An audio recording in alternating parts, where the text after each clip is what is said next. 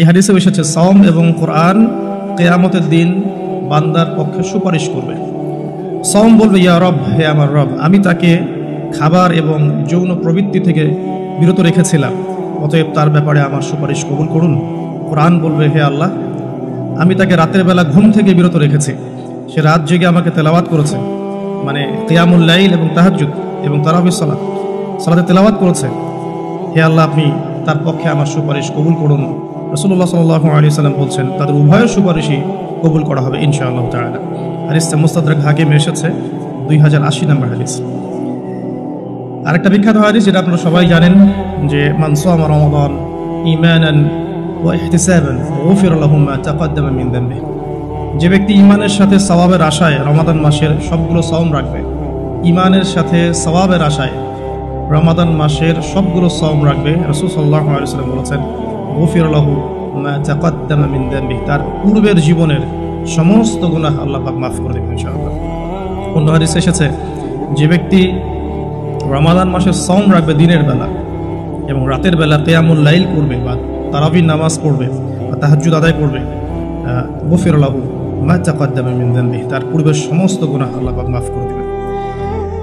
রোজাদারের আনন্দের মুহূর্ত সম্পর্কে হাদিস এসেছে, যে আবু হুরায়রা রাদিয়াল্লাহু আনহু থেকে বর্ণিত আছে, নবী করিম সাল্লাল্লাহু আলাইহি ওয়াসাল্লাম বলেছেন যে রোজাদারের জন্য দুটা আনন্দের মুহূর্ত আছে যখন সে আনন্দিত হবে। তার প্রথমটা হচ্ছে যখন সে ইফতার করে, এবং দ্বিতীয়টা হচ্ছে যখন সে তার রবের সাথে সাক্ষাৎ করবে, মিলিত হবে।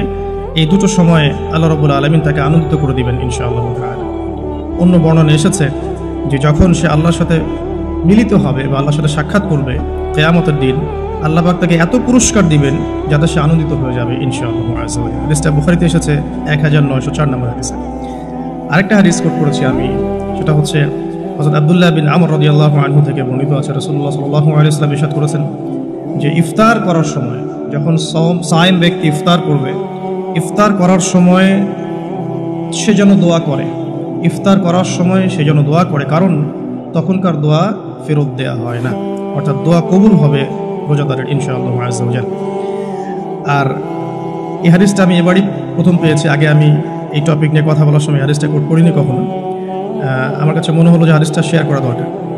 হাদিসটা এসেছে মুসনাদ আহমদের মধ্যে 23070 নম্বর হাদিস, যে হযরত আব্দুল্লাহ ইবনে আব্বাস রাদিয়াল্লাহু আনহু থেকে বর্ণিত আছে, রাসূলুল্লাহ সাল্লাল্লাহু আলাইহি ওয়াসাল্লাম ইরশাদ করেছেন যে মাসের 3টা সাওম, এক মাসের 3টা সাওম আমরা যেটা রাখি, মাসিক 3টা সাওম আইয়ামে বীজের, এবং বছরের এক মাসের সাওম অর্থাৎ রমাদান মাসের সাওম, এই দুটো কাজ মানুষের অন্তরের রোগ, মনের যে রোগগুলো আছে, স্পেশালি এখানে লেখা আছে মনের রোগের মধ্যে স্পেশালি হিংসা বিদ্বেষ দূর করে দেয়, যেটা এখনকার জেনারেশনের জন্য খুব বেশি ইম্পর্টেন্ট।